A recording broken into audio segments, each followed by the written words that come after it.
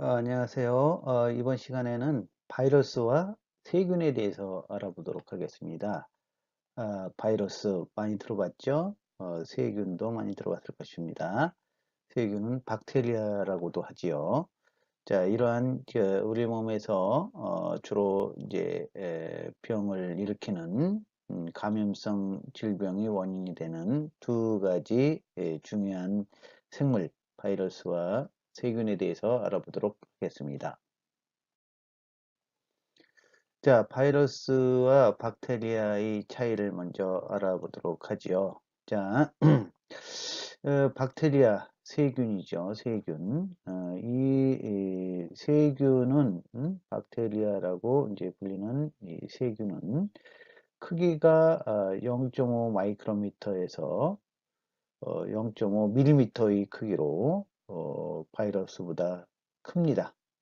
그 다음에 핵과 인지질, 세포 내 소기관을 가지고 있는데 여기서는 아주 간단한 막으로 둘러싸이지 않은 소기관을 가지고 있습니다. 그 다음에 이들의 공통적인 특징은 이제 세포벽으로 둘러싸여 있고요. 숙주가 없어도 스스로 증식할 수 있다. 중요한 특징입니다. 그 다음에 항생제 개발이 비교적 용이하다.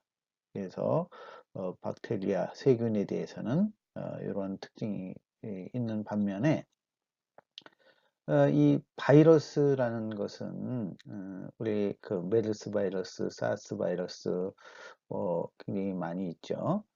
이런 바이러스는 이 특징이 세균보다 50분의 1 내지 100분의 1 정도의 크기다. 아주 작습니다. 그리고 핵산은 보통 이제 DNA나 혹은 RNA를 핵산이라고 그러는데 여기서는 주로 이 유전 물질이 요 핵산에 들어있죠. 핵산과 단백질로 이루어져 있습니다. 아주 단순한 구조지요. 그래서 이 바이러스는 음, 예, 이 생물적인 특성을 나타내기도 하고 혹은 이제 비생물적인 특성을 나타내기도 합니다.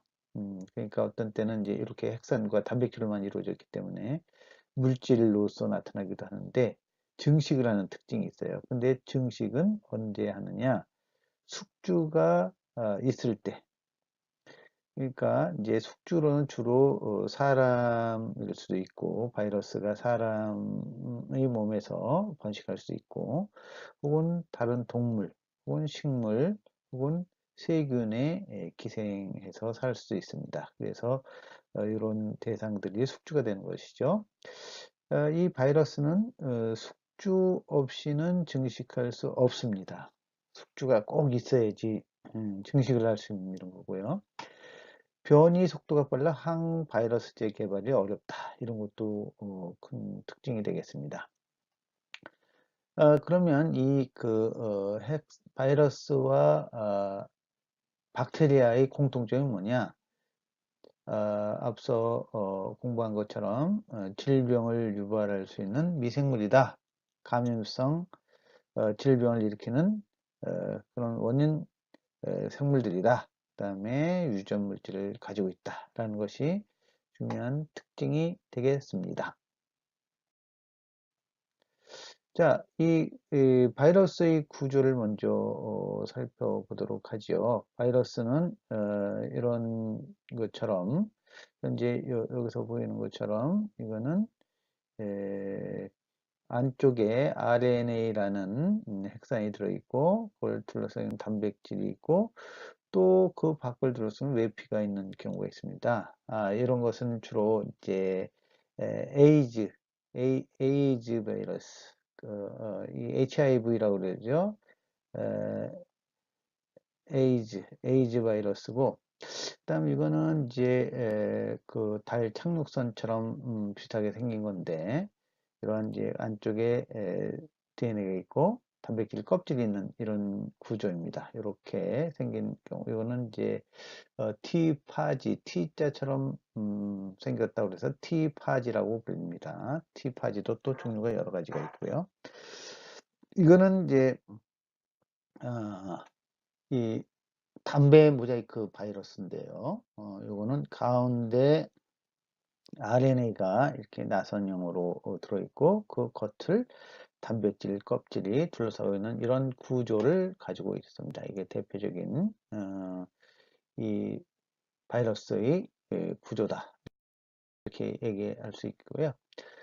보통 이제 세균은 이제 바이러스보다 큽니다. 그래서 세균의 크기를 측정한 어떤 과학자가 세균을 걸러내는 이런 장치를 만들었습니다. 그걸 세균 여과기라고 그러는데요.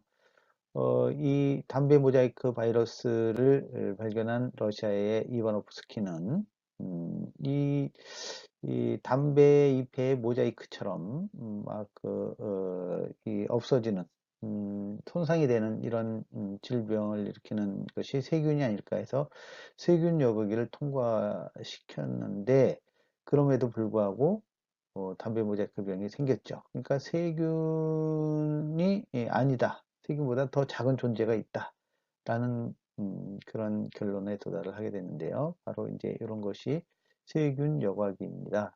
그 크기를 이용해서 세균을 걸러내는 장치죠. 이게 바로 아까 얘기했던 그 담배 모자이크 바이러스, 이바노프스키가 실험했던 그 바이러스, 담배 모자이크 바이러스의 이 모양입니다. 이거는 이제 T2파지, 머리와 꼬리로 구성이 되어 있고요. 여기는 이제 세균의 박테리아의 이 표면에 부착되어 있는 이 T2파지의 모습입니다. 이게 안쪽으로 침투하는 뭐 이런 장면이 또 포착이 됐네요.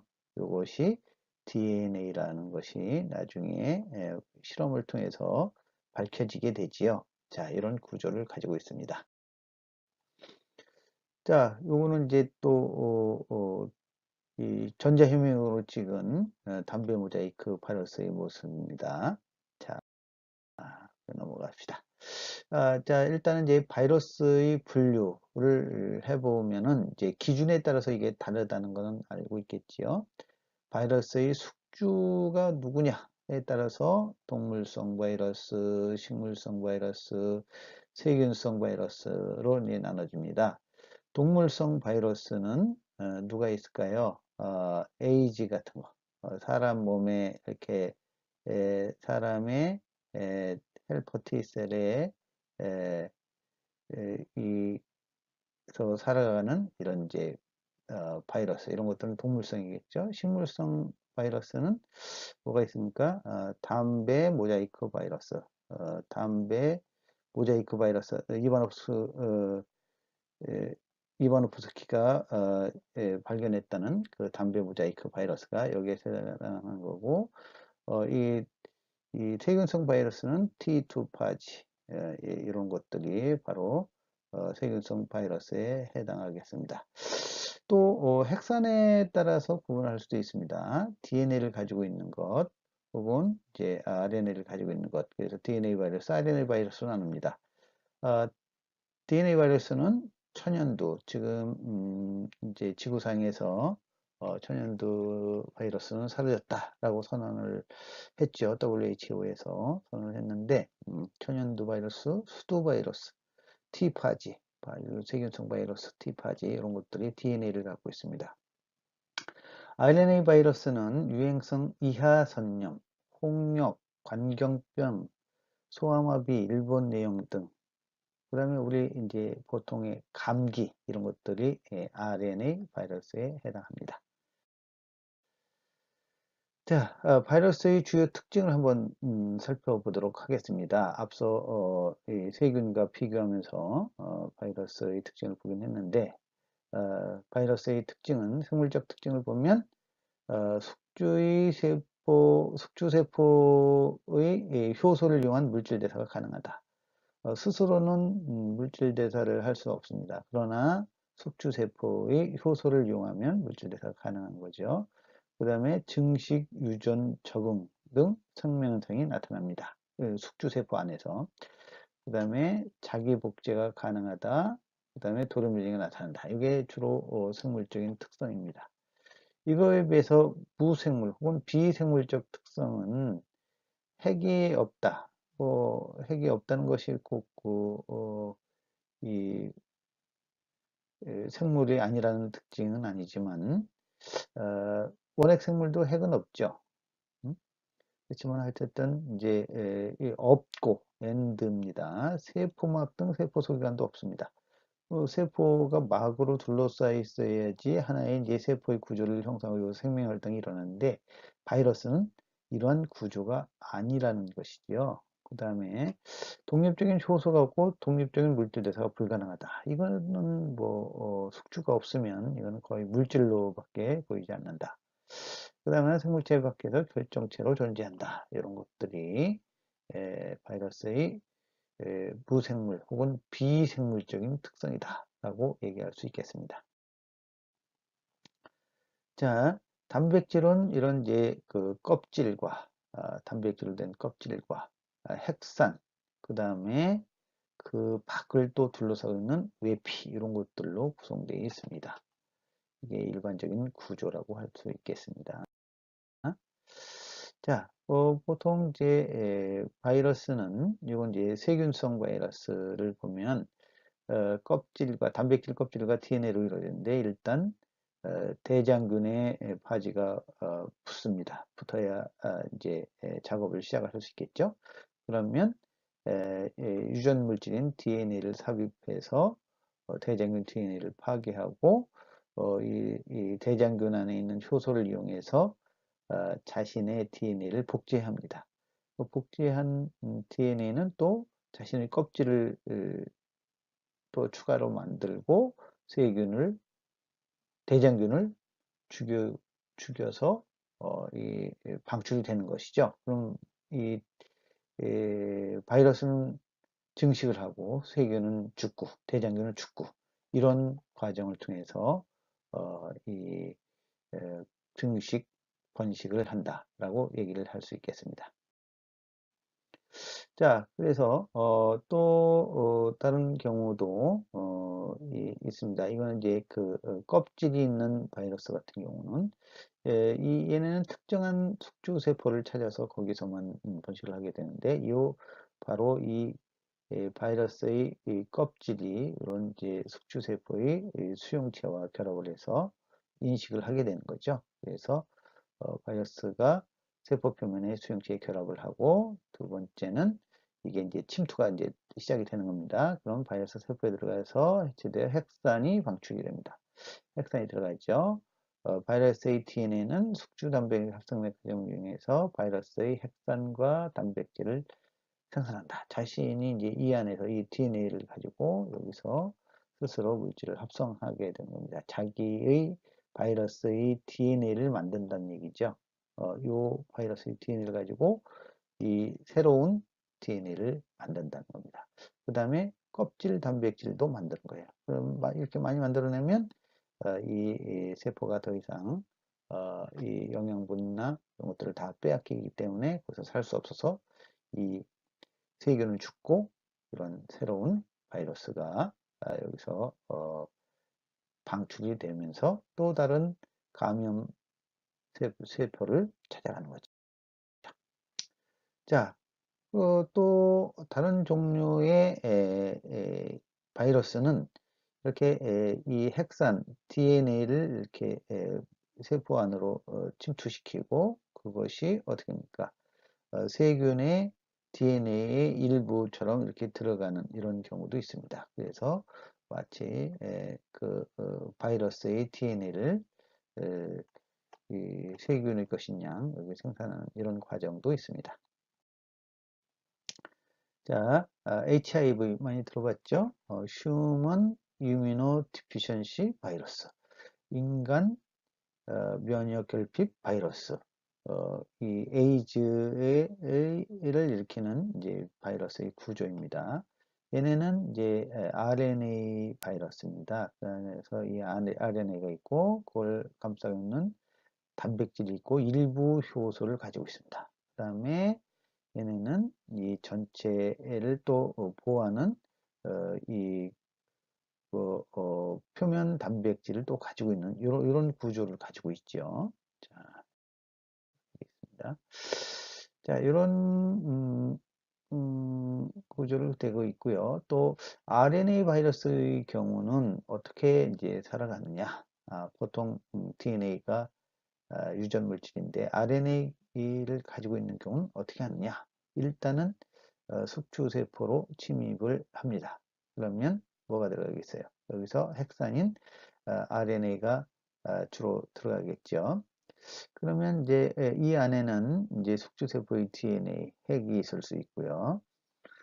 그 다음에 이 RNA로부터 DNA를 만드는 방법이 있습니다. 그거는 나중에 또 알려드리겠지만 보통은 DNA에서 RNA를 만드는데 얘는 다시 DNA로부터 RNA로부터 DNA를 만듭니다. 이런 것들을 역전사 과정이라고 그러는데요.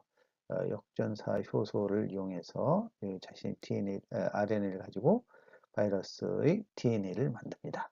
그럼 이 바이러스는 DNA 그 숙주세포의 DNA에 삽입이 돼서 그런 걸 프로바이러스라고 하는데 얘가 이 일부처럼 여기서 작용을 하게 되는 거죠. 그러면 이것이 DNA가 이 바이러스의 mRNA를 생산하고 단백질을 생산하고 그러면서 새로운 이 개체를 바이러스를 만들어서 이 세포를 숙주세포를 죽이고 다시 방출되는 뭐 이런 과정을 거치게 됩니다. 좀 RNA 바이러스는 좀 복잡하죠. 자, 이거는 에이즈 바이러스에 감염되어 있는 경우입니다. 이 에이즈 바이러스는 후천성 면역 결핍이기 때문에 아주 작은, 우리는 정상적인 사람은 금방 이겨낼 수 있는 질병에도 사람이 감염되어 죽을 수 있습니다. 이렇게 많은 감염증이 피부에 나타나는 것을 볼 수 있죠.